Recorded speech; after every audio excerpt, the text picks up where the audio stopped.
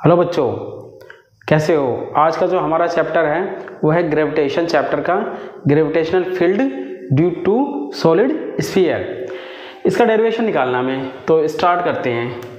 Heading लिखता हूँ पहले मैं। हेडिंग क्या हमारी, ग्रेविटेशनल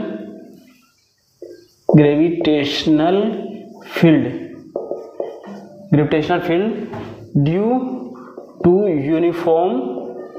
यूनिफॉर्म सॉलिड स्फीयर। इससे पहले की क्लास में हम डेरिवेशन कर चुके हैं होलो स्फीयर का और थिन स्फेरिकल सेल। अब आज का डेरिवेशन क्या है, सॉलिड स्फीयर का। उसकी वजह से फील्ड निकालना है, ग्रेविटेशनल फील्ड। तो इसमें फर्स्ट पॉइंट है हमारा field, gravitational field at an external point पे निकालना पहले मुझे field at an external point पे, ठीक है। किसकी वजह से, यूनिफॉर्म सॉलिड स्फीयर की वजह से फील्ड निकालना है एक्सटर्नल पॉइंट पे। तो मैं एक सॉलिड स्फीयर को पहले ड्रॉ करता हूँ। ये रहा, सपोज हमारे पास ये है सॉलिड स्फीयर, जिसमें मटेरियल पूरा फिल होता है इसमें, ठीक है। जिसका मास क्या है, m, और ये इसका सेंटर हो गया, और जो इसकी रेडियस हो गई वो हो गई a। m is the mass, uniform जो मास है, टोटल मास क्या है, यूनिफॉर्मली डिस्ट्रीब्यूटेड है। सॉलिड स्फीयर में क्या है, टोटल मास जो यूनिफॉर्मली हमने अज्यूम कर रखा है कि जो टोटल मास है यूनिफॉर्मली क्या है, डिस्ट्रीब्यूटेड है, और A is the radius of the sphere, ठीक है। अब मुझे फील्ड निकालना है एक्सटर्नल पॉइंट पे, किसी पॉइंट P पे। तो देखो यहाँ पे क्या होगा, अगर ये r डिस्टेंस है, ये सेंटर से डिस्टेंस और P की डिस्टेंस क्या है, सेंटर से एक्सटर्नल पॉइंट की जो डिस्टेंस है वो है r। अच्छा, तो r और a में बताओ कौन बड़ा होगा, r में और a में कौन बड़ा होगा, r बड़ा होगा, एक्सटर्नल पॉइंट बड़ा। भाई ये रेडियस से बाहर निकल के जा रहा है, जाहिर सी बात है। तो r is greater than a। मुझे एक्सटर्नल पॉइंट पे फील्ड निकालना है, ग्रेविटेशनल फील्ड। तो इस डायग्राम को मैं दोबारा से रिप्लॉट करता हूँ। ये रहा सॉलिड स्फीयर जिसका मास m है, सेंटर है O, ठीक है। अब हम इस सॉलिड स्फीयर को कॉन्सेंट्रिक सर्कल्स में डिवाइड करते हैं, ठीक है, कॉन्सेंट्रिक स्फेरिकल सेल्स में। ऐसे बहुत सारी कॉन्सेंट्रिक स्फेरिकल सेल होंगी। हमने क्या करा, कॉन्सेंट्रिक स्फेरिकल सेल में इनको डिवाइड कर दिया। इस वाले कॉन्सेंट्रिक सर्कल का सेल्स का लेट, ये जो सेल है इसको मैं अगर बाहर प्लॉट करूं, ये जो कॉन्सेंट्रिक सेल है इसका लेट मास जो है dm है। इसका मास कितना है, कॉन्सेंट्रिक सेल का मास dm है। अब देखो इसकी वजह से मुझे फील्ड निकालना है, इस कॉन्सेंट्रिक सेल, इसकी वजह से फील्ड निकालना है मुझे पॉइंट P पे। इस कॉन्सेंट्रिक सेल की वजह से निकालना, पहले इस कॉन्सेंट्रिक सेल की वजह से निकालते, फिर इस टोटल मास की वजह से निकालेंगे, टोटल स्फीयर की वजह से निकालेंगे। तो देखो फील्ड ड्यू टू किसी कॉन्सेंट्रिक स्फेरिकल सेल की वजह से क्या होगा, ये क्या होगा, थोड़ा सा फील्ड होगा, वो क्या होगा, g into mass of the cell क्या है, dm इंटू डिस्टेंस कितनी है सेल की, यहाँ से r का स्क्वायर। और ये फील्ड की डायरेक्शन कहाँ से होगी, P से O की तरफ, अलोंग P से O की तरफ। फील्ड की डायरेक्शन कहाँ होगी, P से O की तरफ, ठीक है। अब अगर मुझे निकालना है टोटल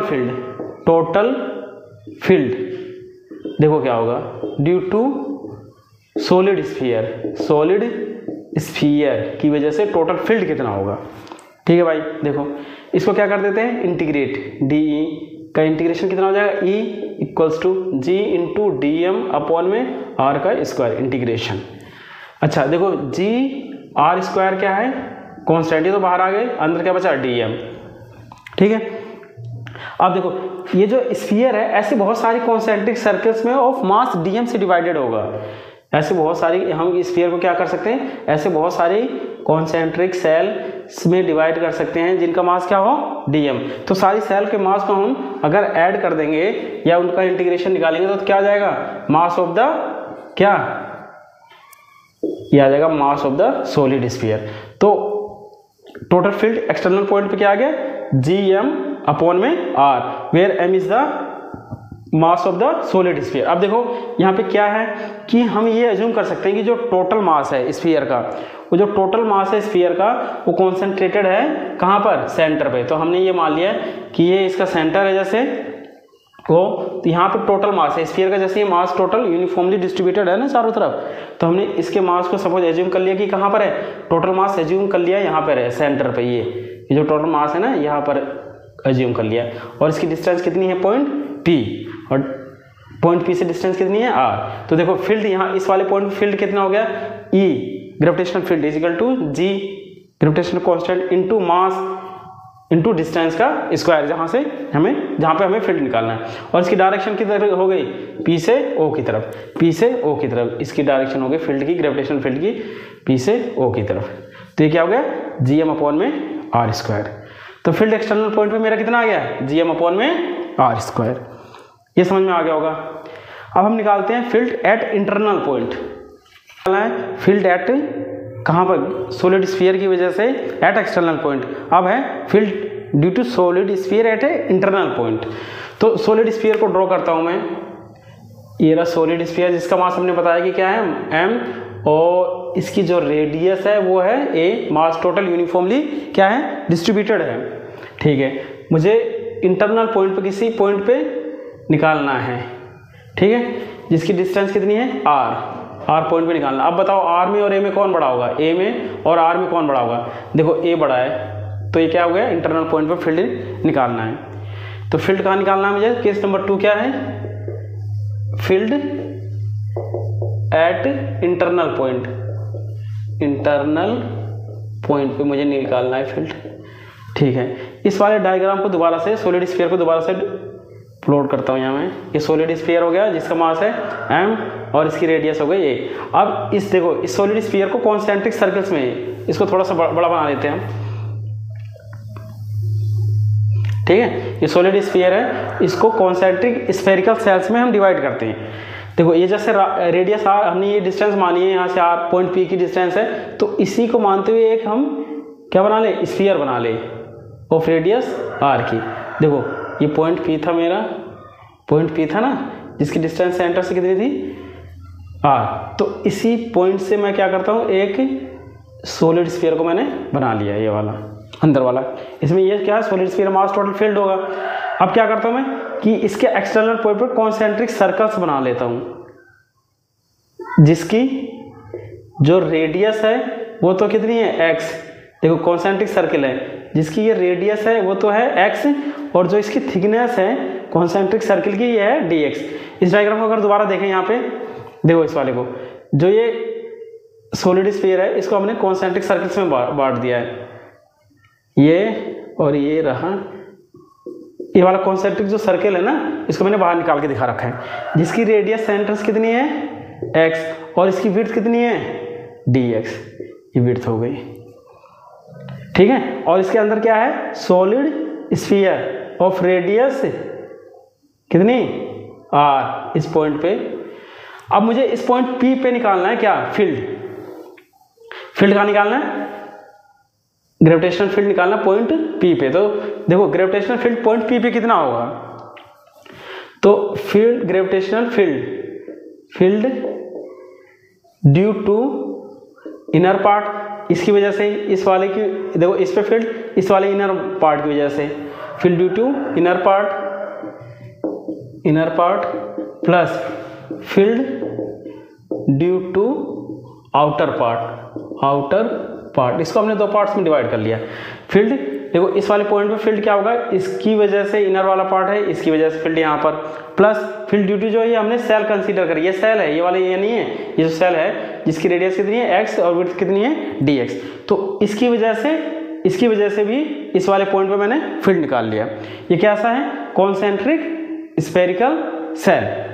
ठीक है, अब देखो मास ऑफ द, ये इसका मास कितना होगा, mass of solid sphere of radius कितना है इसका r, रेडियस कितनी है सॉलिड स्फीयर की रेडियस r। ठीक है, तो इसका मास कितना होगा, मास पर यूनिट वॉल्यूम निकालो, मास इनटू टोटल का वॉल्यूम कितना होगा 4/3 पाई r cube, sorry pi a cube, इसकी रेडियस कितनी है a है ना, 4/3 पाई क्यूब, इनटू इसका वॉल्यूम कितना होगा, तो इसका मास आ जाएगा 4/3 पाई आर क्यूब। इसकी रेडियस आर है तो इसका वॉल्यूम कितना होगा 4/3 पाई आर क्यूब। तो 4/3 पाई से 4/3 पाई कैंसिल, ठीक है। तो ये कितना आ गया m आर की क्यूब अपॉन में ए की क्यूब। तो ये मास किसका आ गया, सॉलिड स्फीयर का dm, ठीक है। अब देखो field due to inner part और plus field due to outer part है। तो अब मैं अगर ग्रेविटेशनल फील्ड इस वाले पॉइंट पे निकालूं, देखो इस वाले की वजह से फील्ड इस वाले पॉइंट पे कितना होगा, देखो ये कॉन्सेंट्रिक सर्किल है तो इसका कुछ मास होगा, इसका मास ऑफ किसका, spherical shell, mass of spherical shell, ये कितना होगा, इसका मास देखो कितना होगा, dm कह दिया हमने, इसको मास dm डैश कह दो, इसका मास कितना होगा, मास पर यूनिट वॉल्यूम निकाल लो पहले। तो सॉलिड कितना आ गया m अपॉन में 4/3 pi A cube into volume of the, इसका जो कॉन्सेंट्रिक स्फेरिकल सेल है इसका वॉल्यूम कितना होगा 4 pi x square into d x. समझ में आ गया, 4 पाई एक्स स्क्वायर ना area into width d x, 4 pi x square d x. देखो क्या हो जाएगा, ये 4 से 4 कैंसिल, पाई से पाई कैंसिल, तो कितना आ जाएगा 3 ऊपर पहुंच गया 3m, ये हो गया 3m, ठीक है। पाई से पाई कैंसिल हो गया ना, 4 पाई से 4 पाई कैंसिल, यहाँ क्या आ गया 3m x square d x upon में ए की पावर 3। ये मास आ गया किसका, इस सेल के। अब देखो ये जो अभी हमने क्या डेरिवेशन देखा था स्फेरिकल सेल की, इससे पहले क्लास में कि जो अगर स्फेरिकल सेल है सपोज ये जिसका मास m है, ठीक है, तो इसके अंदर वाले पॉइंट पे फील्ड कितना था, इस मास की वजह से कितना फील्ड था अंदर पॉइंट, इंटरनल पॉइंट पे अंदर कितना था 0। तो इसका मास चाहे कुछ भी हो, स्फेरिकल सेल का मास कितना है, इतना है। तो इसकी वजह से ये इंटरनल पॉइंट हो गया और इसकी वजह से देखो स्फेरिकल जो सेल है पॉइंट पी कैसा काम करेगा स्फेरिकल सेल के लिए, इस वाली सेल के लिए पॉइंट पी कैसा काम करेगा, इंटरनल पॉइंट। तो जैसे इंटरनल पॉइंट यहाँ पे पी मान लिया हमने, तो यहाँ पे पी पे जो स्फेरिकल सेल है, अगर ये स्फेरिकल होलोस्फीयर जो है ये होलोस्फीयर हो गया, तो इसकी वजह से यहाँ पे फील्ड इंटरनल पॉइंट पे कितना फील्ड आ रहा था 0। तो इस वाले पॉइंट पे क्या हो गया field due to outer part, field due to, ये तो इस पे इस पॉइंट के लिए ये इनर पार्ट और इसके लिए ये आउटर पार्ट। तो एक स्फेरिकल सेल के लिए फील्ड कितना आ गया यहाँ पे 0। तो फील्ड ड्यू टू प्लस, तो यहाँ क्या आएगा field due to inner part और प्लस कितना 0, मतलब आउटर पार्ट की वजह से कोई यहाँ पर इस पॉइंट पे फील्ड नहीं होगा। तो ये बताने के लिए था कि मास ऑफ द स्फेरिकल सेल, भले इसका कुछ मास है जैसे इसका मास कुछ था, लेकिन इस पॉइंट पे कोई क्या नहीं होगा, फील्ड नहीं होगा इस वाली की वजह से। ठीक है, ये समझ में आ गया होगा। तो mass of the solid sphere of radius R, जो ये सॉलिड स्फीयर है ना, इसको सॉलिड स्फीयर को भी बाहर अगर हम प्लॉट कर लिए, ठीक है, सॉलिड स्फीयर जिसका मास कितना है dm और इसकी रेडियस है r। तो इसकी वजह से पॉइंट P पे, इस वाले की वजह से पॉइंट P पे फील्ड कितना होगा, इस पॉइंट पे फील्ड कितना होगा देखो, तो क्या होगा, इसके लिए क्या सॉलिड स्फीयर होगा, तो field at point P due to solid sphere of radius कितना r। अभी हमने इससे पहले एक्सटर्नल पॉइंट के लिए निकाला था, तो ये पॉइंट इसके लिए क्या हुआ एक्सटर्नल पॉइंट, तो उसका क्या था formula g into mass of the inner part. Mass of the inner part कितना है इस वाले सॉलिड स्फीयर का dm अपॉन में डिस्टेंस का स्क्वायर, डिस्टेंस कितनी है r, तो डिस्टेंस का square r square is equal to कितना हो गया g इंटू dm। dm की वैल्यू कितनी है, देखो dm की वैल्यू कितनी है dm इतना है, ठीक है। तो g into dm m r की पावर 3 a की पावर 3 अपॉन में r स्क्वायर। ये फील्ड किसकी वजह है सॉलिड स्फीयर की वजह से, तो इसको हमने नाम क्या दे दिया d, क्योंकि ये थोड़ा सा अंदर छोटा है, क्योंकि ये पूरा सॉलिड स्फीयर है। तो टोटल फील्ड कितना आ जाएगा, टोटल फील्ड निकालने के लिए क्या कर दिया मैंने डी का इंटीग्रेशन, ये कितना हो गया E into G M R की पावर 3 अपॉन में ए स्क्वायर आर स्क्वायर। देखो आर स्क्वायर से आर स्क्वायर कैंसिल, तो यहाँ कितना आ जाएगा जी इंटीग्रेशन है ना, जी एम इंटीग्रेशन से सब बाहर आ गए, a⁻³ इंटू आर। तो ये टोटल फील्ड कितना हो गया, क्योंकि डीएम का जो इंटीग्रेशन करेंगे तो कितना आ जाएगा, mr⁻³ अपॉन में a⁻³। तो कितना आ गया, GMR अपॉन में a⁻³। ठीक है, यहाँ तक समझ में आ गया होगा। तो हमारा उस पॉइंट पर खाली फील्ड क्या होगा, इस वाले पॉइंट पे इंटरनल की वजह से, आउटर की एक्सटर्नल की वजह से, आउटर पार्ट की वजह से फील्ड इस पॉइंट पे नहीं होगा।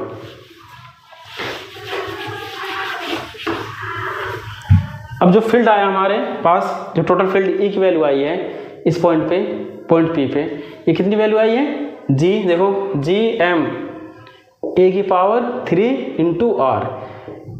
देखो GM a⁻³ इंटू आर। जी क्या है, कांस्टेंट, मास क्या है, कांस्टेंट, मास क्या, सॉलिड स्फीयर का टोटल मास है।